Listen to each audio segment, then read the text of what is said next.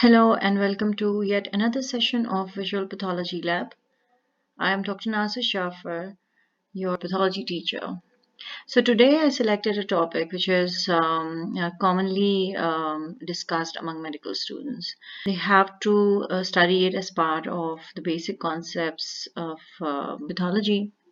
So we're going to discuss metaplasia today, why it occurs, what happens, and how it looks like under a microscope. Metaplasia is actually the replacement of one mature type of epithelium with another type of epithelium, which is again a mature epithelium. For example, in this picture, you can observe that there is a ciliated columnar epithelium and it is gradually and slowly converting into squamous epithelium. Now, you will wonder what is the site of this epithelium. From our background knowledge of histology, we know that ciliated columnar epithelium is found in respiratory tract. We also know that a very important irritating factor for respiratory tract is smoking. Most of the time, metaplasia occurs in response to any irritation which releases certain cytokines, certain growth factors, and some other extracellular matrix components which cause this conversion of one type of epithelium into another. So what happens is that this is the ciliated columnar epithelium, diagrammatic representation of the bronchus, and with time you can see that there is gradual changing of this epithelium into squamous epithelium, which by definition is a multi-layered epithelium. Now what is important to know is that the architecture of columnar ciliated epithelium is mature, as well as the architecture of the squamous epithelium is also mature, meaning that there is no de-differentiation in these both epithelia. Now, coming to the microscopic image, I know for some of you who are new to pathology, it's very difficult to identify the epithelium, but since it is a multi-layered epithelium, you can appreciate here that it is supposed to be squamous epithelium, and these are somewhat columnar cells with, cilia on them. So this must be a ciliated columnar epithelium. Now, we call it this kind of metaplasia as squamous metaplasia. Why squamous metaplasia? Why don't we call it columnar metaplasia? Because the outcome or the output of this change is squamous. Original epithelium was columnar, converted now into squamous. So the outcome is named actually when we are discussing metaplasia. So this is the case of a squamous metaplasia occurring in a bronchus.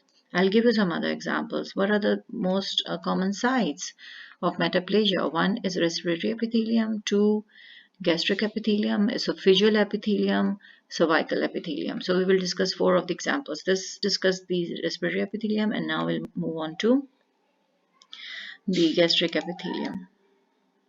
So the normal epithelium or the architecture of esophagus is that it is covered by stratified squamous epithelium. Stratified squamous epithelium has a very important role in giving protection to the organs.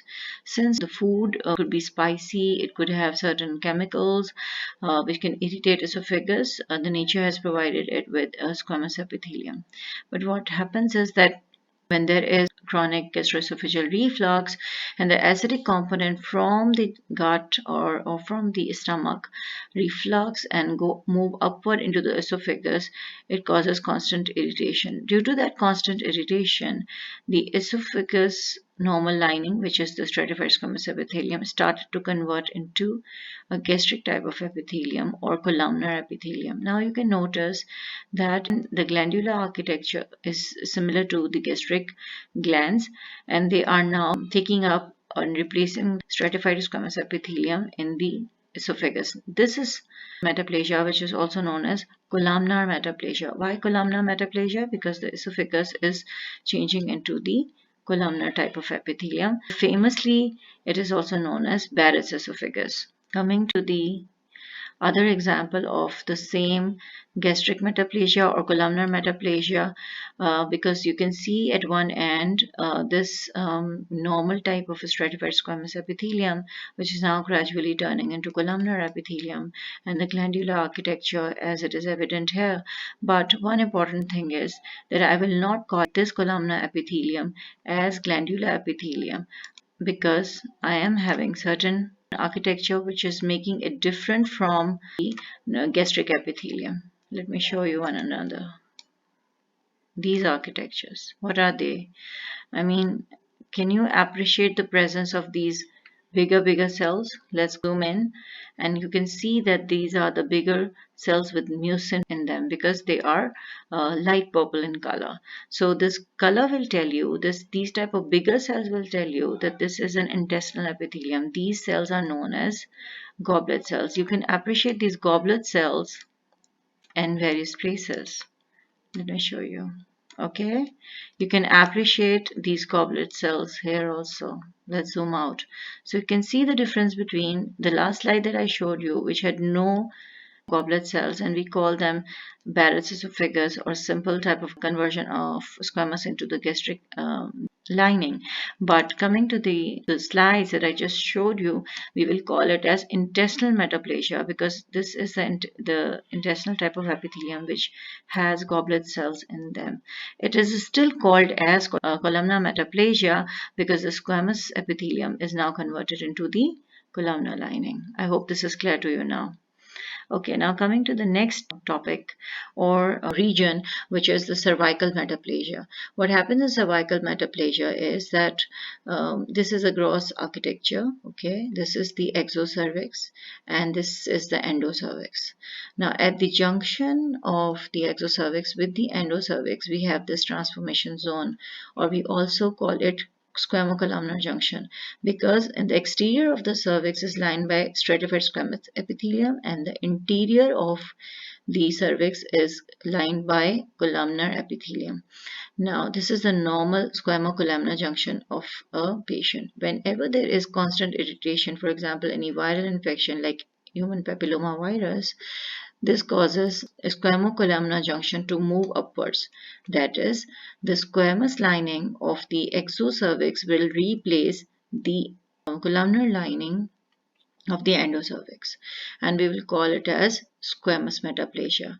Now, this is the gross feature, and I'll discuss with you the exocervix because it is covered by stratified squamous epithelium. Okay, you can appreciate the multilayering of this mature squamous epithelium. Now you see that there is a junction where the squamous epithelium is now starting to convert into the columnar epithelium, and this is the normal squamocolumnar junction. Okay, this is not metaplasia yet.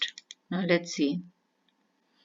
In the other picture, you can appreciate the multilayering of this normal stratified squamous epithelium, and you can also appreciate these columnar lining of the cervical mucosa. Okay, but what happens in a case of cervicitis or in case of chronic irritation by the most common human papilloma virus, the cervical epithelium extends upward into this area.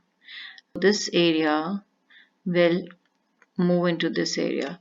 It will extend here. Okay, this is the picture. Now you can see and appreciate the presence of stratified squamous epithelium. So you can imagine, or you can consider, if you don't see any of the other region, you will think that this is exocervix. But what is the evidence that a squamocolumnar junction has moved up? Now you look at the glands. These glands are the part of endocervix, which is lined by columnar epithelium. So there was supposed to be a columnar lining on the surface, but it is not. So this is basically the extension of squamous epithelium into the endocervix, and this is known as squamous metaplasia.